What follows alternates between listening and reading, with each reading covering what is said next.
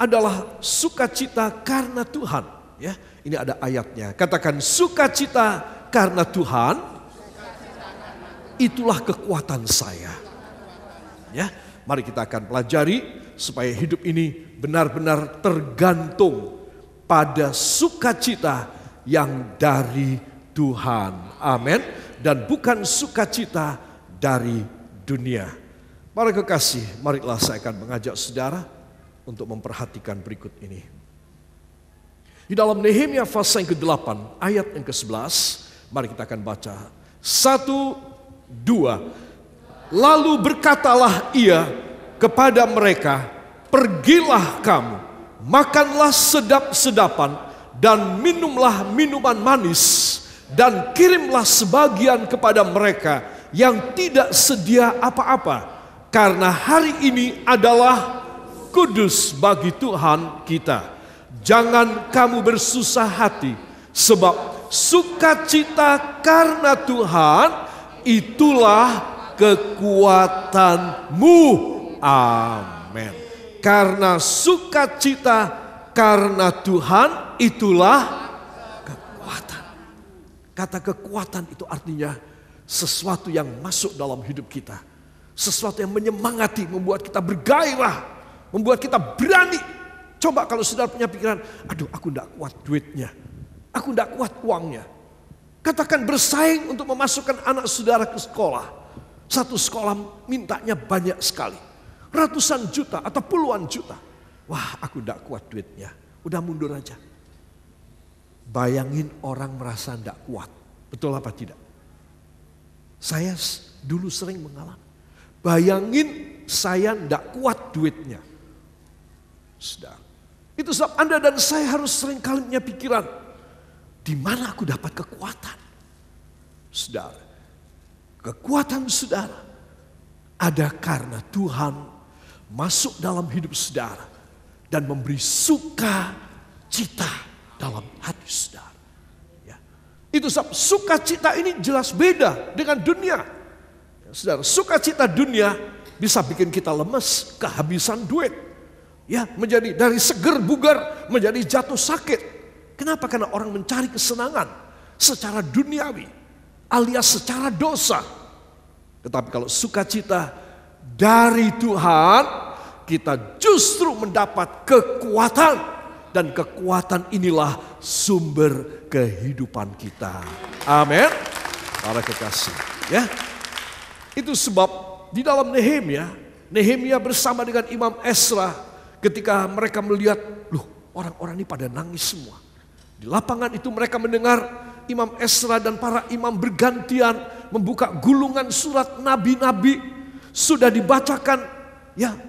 Kemudian pada giliran setelah 10 kali, diulangi lagi. Semua orang mendengar, mereka menangis dan minta ampun kepada Tuhan. Saudara, apa sebab? Karena ketika firman diulang-ulangi dibacakan, mereka hatinya tersentuh dan mereka tahu kami telah berbuat dosa kepada Tuhan.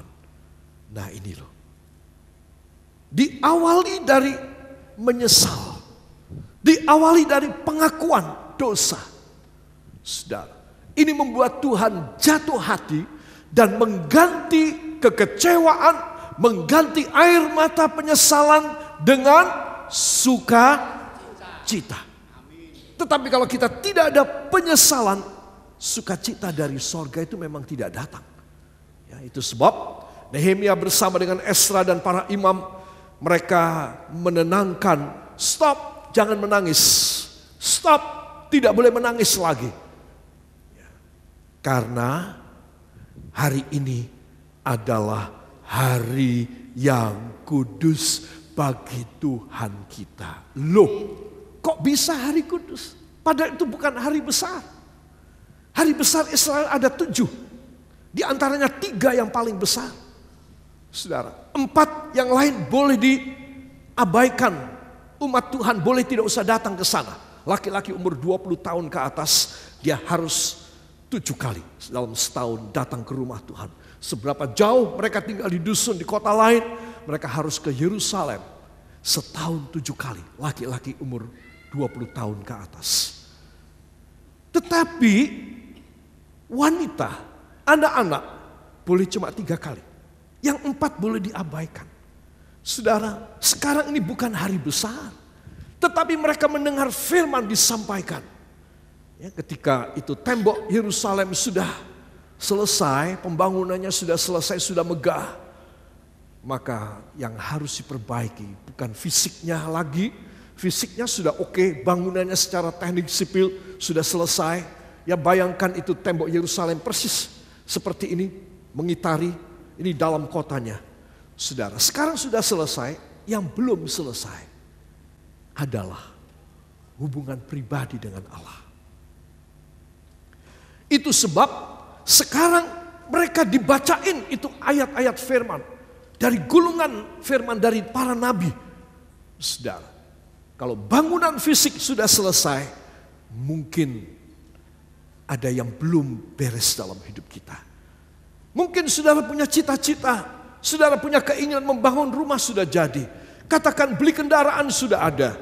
Kemudian menyekolahkan anak sudah bisa. Saudara mulai bisa menabung.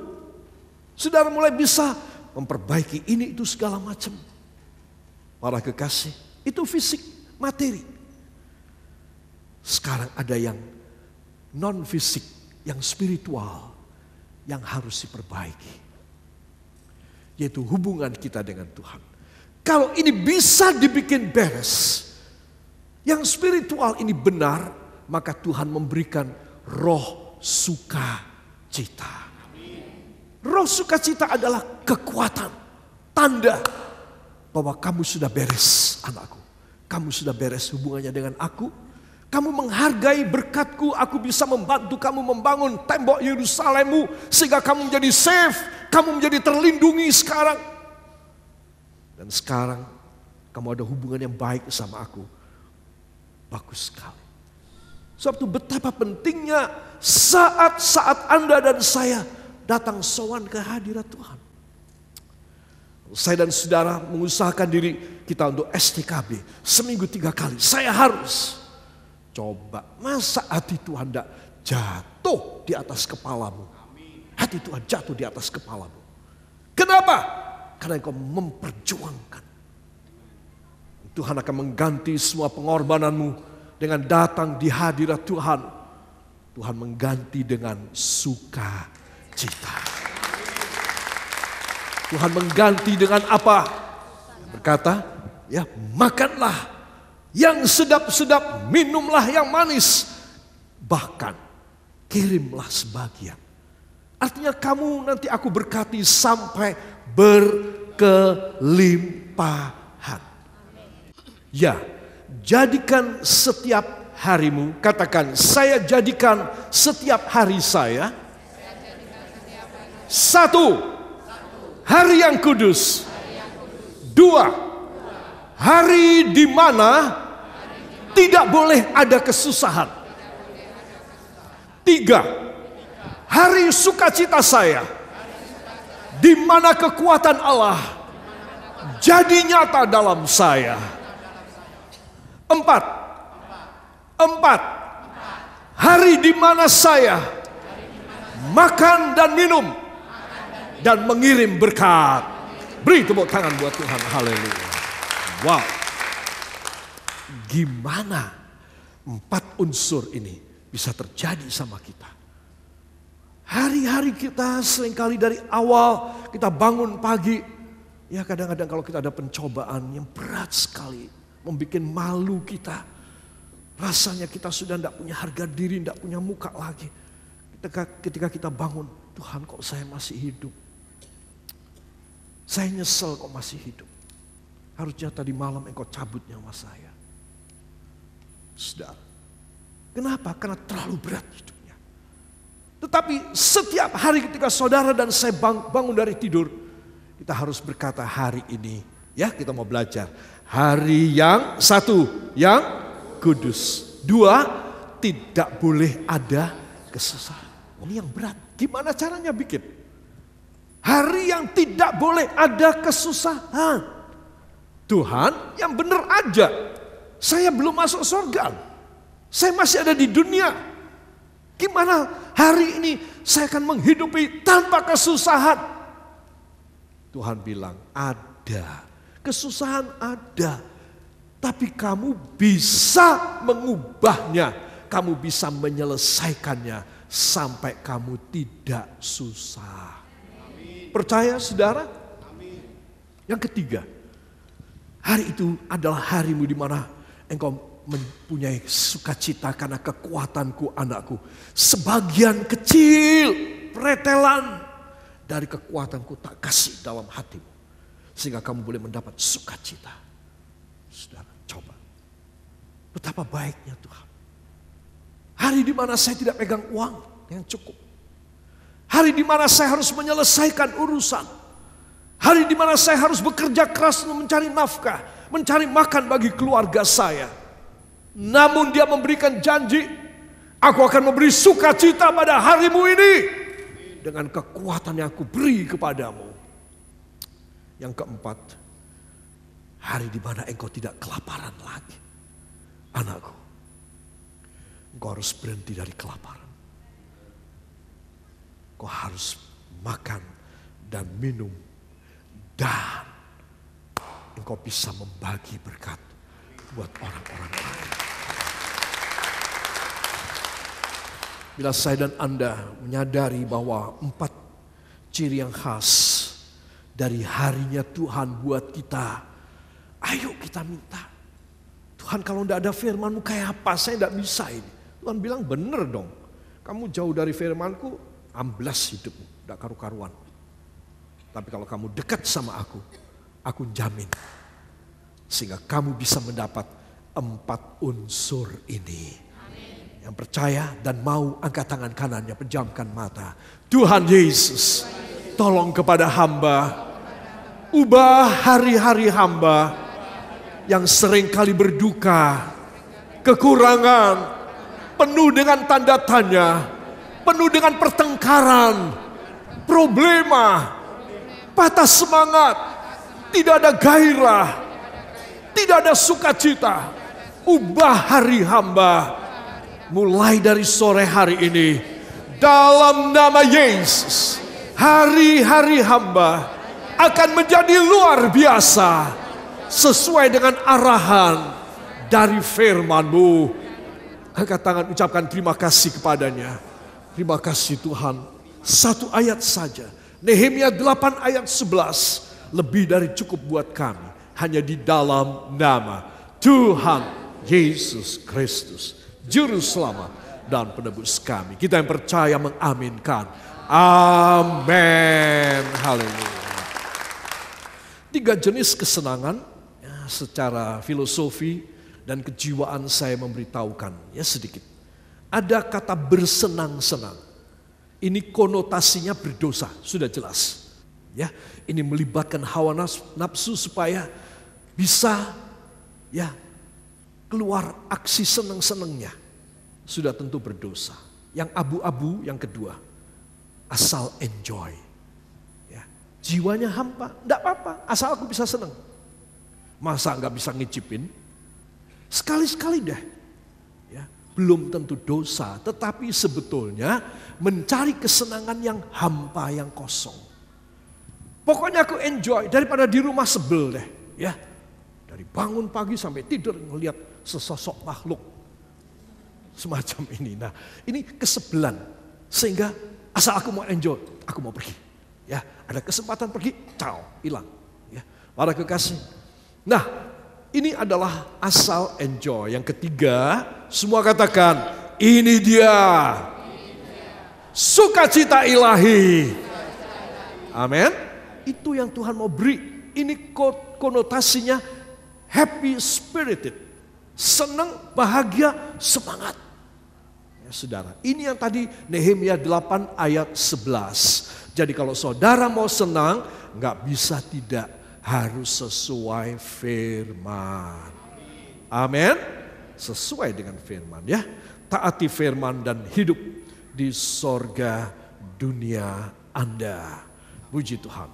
Para kekasih, sukacita yang ilahi karena satu, tidak menanggung utang dosa lagi. Semua katakan, sukacita ilahi yang membuat saya happy dan enjoy bila saya tidak menanggung hutang dosa lagi. Jadi hutang dosa saya, hutang dosa saudara ditebus oleh darah Yesus. Maka orang habis makan perjamuan kudus, dia pasti kebanyakan kali, kalau dia makan dan minum dengan sungguh-sungguh hati, selesai itu dia sangat senang hatinya. Penuh sukacita ilahi. Dosaku diampuni. Keberatanku tak taruh di ujung kaki Tuhan. Aku makan tubuh dan darah Yesus. Sangat istimewa aku diizinkan. Saudara, hutang dosa tidak ada lagi. Jadi kalau saya dan saudara ingin senang, maka kita usahakan saben kali datang dalam perjamuan kudus. Ya, orang makan perjamuan kudus ini, dia diampuni, dilepaskan bebannya. Semua dosa-dosanya, dia harus bayar sendiri. Tuhan yang nutup hutangnya. Amin. Saudara mesti sadar. Sebab menjadi anak Tuhan harus minta, Tuhan saya tidak mau menanggung karena saya tidak bisa. Kalau saya menanggung hutang uang mungkin saya bisa tutup. Tapi kalau saya menanggung hutang dosa, saya tidak bisa bayar. Makanya saya akan lebih sungguh-sungguh datang kepadamu. Lebih mengutamakan engkau. Amin. Supaya hutang-hutang dosa saya dihapuskan. Orang yang hutangnya diampuni, hutang dosanya dibebaskan, adalah orang yang penuh sukacita. Ya. Ada tulisan dalam bahasa Indonesia di bawah, berbahagialah. Ya, saudara menemukan? Oke, kita baca. 1, 2. Berbahagialah manusia yang kesalahannya tidak diperhitungkan Tuhan kepadanya. Amin. Berbahagialah orang yang kesalahannya tidak dibikin perhitungan sama Tuhan. Coba, berarti Tuhan bilang, tak ampuni. Bebas, kamu bebas. Ini orang bahagia. Ya, ini orang happy, ini orang penuh dengan sukacita. Makanya saya tulis, sukacita ilahi itu kapan? Kalau saudara tidak dibebani dengan tanggungan dosa lagi. Semua dosa dan salah kita diampuni. Perjamuan kudus harus sangat nomor 1 dalam hidup kita. Usahakan. Supaya apa? Supaya saudara makan dan minum tubuh dan darah Yesus. Ya. Ada kata menarik di sini dalam Alkitab bahasa Inggris katakan, blessed is the man to whom the Lord shall not impute sin. Blessed itu dalam bahasa Alkitab, ya, bahasa Greka adalah makarios. Katakan makarios. Jadi kalau dikatakan berbahagialah orang yang lembut hatinya, karena mereka akan mewarisi sorga. Ini kata berbahagia adalah blessed, makarios. Amin. Jadi siapa yang makarios? Is the man to whom the Lord shall not impute sin. Kepada orang yang Tuhan tidak menghitung dosa. Terus orang ini, kamu jatuh dalam dosa. Kamu datang padaku minta ampun, tak ampuni. Kamu makan perjamuan kudus, tak ampuni. Ini orang makarios, sukacita. Sebab ya, saya berharap kalau saudara punya beban yang berat, selesai kebaktian, pulang ke rumah harus sukacita. Amin. Jangan sebelum kebaktian berantem di rumah. Ayo kita berhenti. Ronde kedua dilanjutkan setelah pulang kebaktian. Amin. Boleh apa tidak? Tidak boleh ya. Pulang ke rumah selesai. Jangan cari gara-gara ya. Ya itu loh, Pak Pendeta, Pak Gembala, istri saya itu loh cerewet banget. Sampai pulang dari gereja, mau nyambung lagi. Ada beberapa suami bilang gitu sama saya. Para kekasih, saya bilang podo wae. Istri apa suami podo wae. Kalau hatinya jengkel, pasti jatuh dalam dosa. Itu sebab Anda dan saya kita harus minta, Tuhan, saya mau hati yang blessed, hati yang makarios. Kita baca sekali lagi yang bahasa Indonesia. 1, 2. Berbahagialah manusia yang kesalahannya tidak diperhitungkan Tuhan kepadanya. Amin. Beri tepuk tangan yang baik buat dia. Ya. Ayat ini ada pada Roma 4 ayat yang ke-8. Jangan lupa ya. Dan saudara akan mempunyai sukacita ini. Di rumah, di pekerjaan, di sekolah, di kuliah, di pergaulan. Ya. Ketika saudara harus terpuruk, saudara harus sebetulnya gelo dan mungkin bisa menangis. Saudara harus berkata, no problem. Tidak, aku tidak boleh nangis. Aku punya sukacita ilahi dari sorga. Aku harus coba pengalaman ini. Aku tidak boleh nyerah lagi. Aku mempunyai sukacita ilahi. Karena kekuatan Tuhan. Katakan, karena kekuatan Tuhan. Sebagian masuk dalam hidup saya. Ya, sehingga saudara menjadi penuh sukacita. Para kekasih. Kedua, kenapa ya kita bisa punya sukacita ilahi? Yang tadi dikatakan Nehemia 8 ayat yang ke-11. Karena masa kini, katakan karena masa kini dan masa depan saya Tuhan yang menanggungnya. Enteng apa tidak?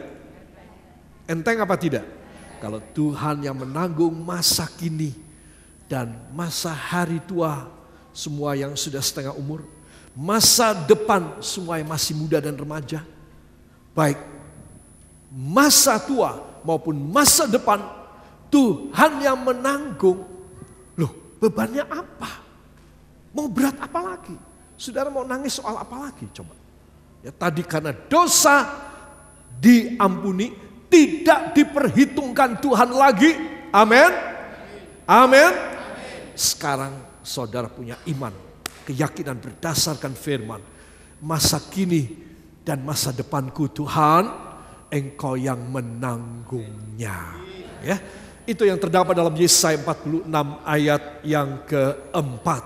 Ya saudara, itu sebab para kekasih, ayo lebih dekat kepada Tuhan.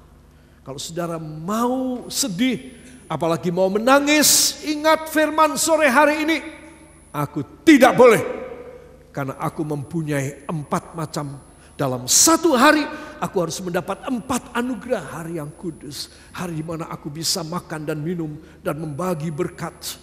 Hari di mana aku boleh datang lebih dekat kepada Tuhan. Saudara harus mengubah hari kita yang penuh dengan duka nestapa. Putus asa, tidak tahu nanti apa yang bakal terjadi. Oh saudara, engkau selalu harus happy. Ketika anak-anak masih kecil di rumah, di pastori yang lama.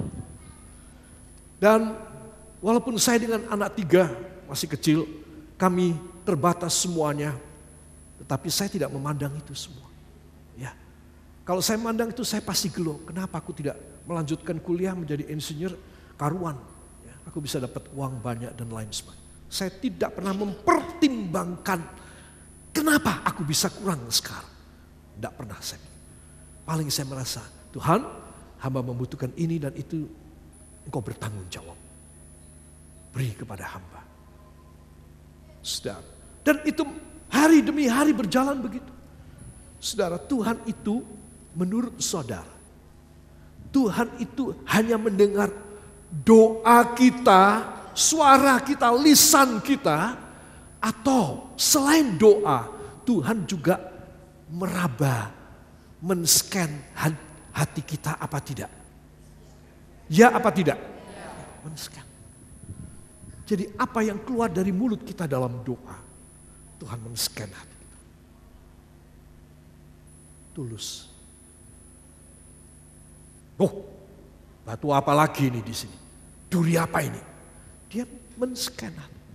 Maka itu kalau saudara ingin Tuhan itu menanggung beban-beban saudara, maka sayalah salah satu contoh yang baik buat saudara.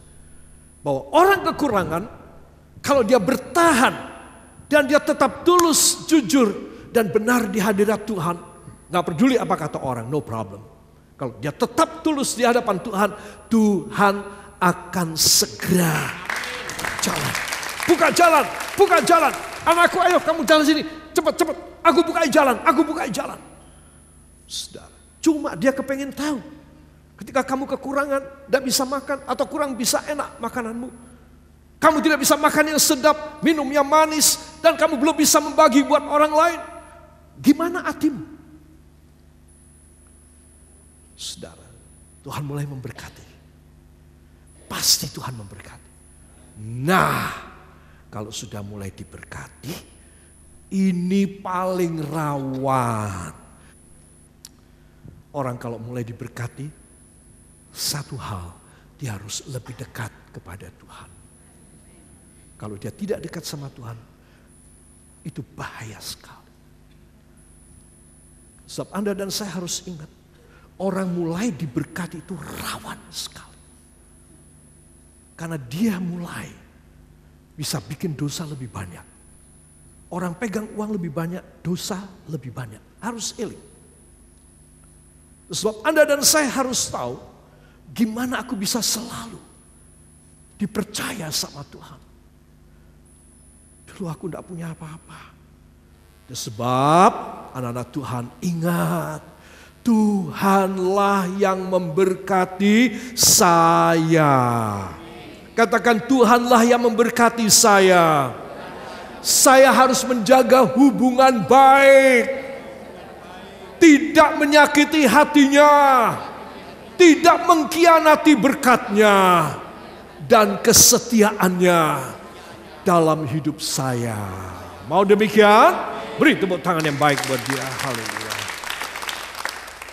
Itu titik yang rawan banget. Saya akan tutup dengan Mazmur 68. Ayat yang ke-20. Dalam Alkitab New King James disebutkan demikian. Blessed be the Lord who daily loads us with benefits. Ya. Diberkatilah. Ya. Terpujilah Tuhan yang setiap hari loads us. Itu artinya menaruh. Ya. Ini tak tambahi. Ya, kita bawa keranjang, lalu ada seseorang baik hati sama saya bawa keranjang. Ini tak tambahi, bangga. Oh iya, saya bilang terima kasih. Saya jalan, stop. Ada semangga. Daily load, setiap hari nambah. Saya mau jalan, terima kasih ya. Stop. Saya ada daging 1 kilo, sebentar. Masuk lagi. Terima kasih ya. Aduh sudah berat, ini sudah banyak. Ya, saya permisi ya. Stop. Ini, saya ada kerupuk. Ini daily loads. Siapa yang senang? Angkat tangannya. Tuhan Yesus, kiranya setiap hari Engkau menambahi keranjang saya lebih berat dengan berkat-berkat-Mu. Ucapkan terima kasih kepadanya. Terima kasih Tuhan Yesus. Orang yang dekat dengan Engkau niscaya akan makan, minum dan membagi berkat. Karena Engkau setiap hari akan membebani kami lebih berat dengan lebih banyak berkat di dalam hidup kami, hanya di dalam nama Tuhan Yesus Kristus, Juru Selamat dan Penebus kami. Kita yang percaya mengaminkan. Amin.